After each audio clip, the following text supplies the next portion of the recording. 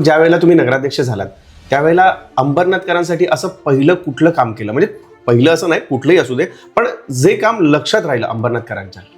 आम्ही नगराध्यक्ष झाल्यानंतर सगळ्यात प्रथम शहरातील जे नामवंत लोक आहेत, डॉक्टर, इंजिनियर्स, आर्किटेक्ट्स आहेत, उद्योगपती आहेत, त्याचबरोबर कॉम्प्युटर क्षेत्रातील लोक आहेत, शासकीय रिटायर्ड अधिकारी आहेत, हे सगळ्यांना बरोबर घेऊन अंबरनाथ आपण कसं पुढे जाता येईल, काय करता येईल याविषयी आम्ही काही अनेक वेळा 2 चर्चा आहे. पत्रकार आहेत आमचे मित्र, राजेश जगताप आहेत, साहित्यिक लोक आहेत, असे सर्व क्षेत्रातील लोकांना घेऊन अंबरनाथ शहर हे साहित्यिक शहर आहे ऑलरेडी.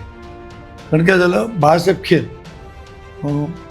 सगळ्यात पहिले मुख्यमंत्री जे होते बाळासाहेब खेर अंबरनाथचे होते.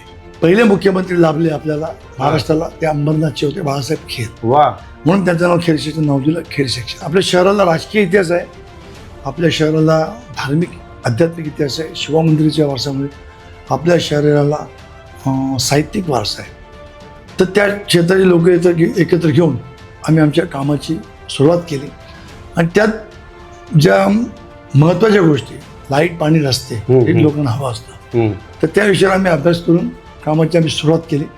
मुख्य रस्त्यांच्याकडे आम्ही वळलो आणि रस्त्यांच्या कामाला आम्ही नियोजनाला आम्ही सुरुवात केली.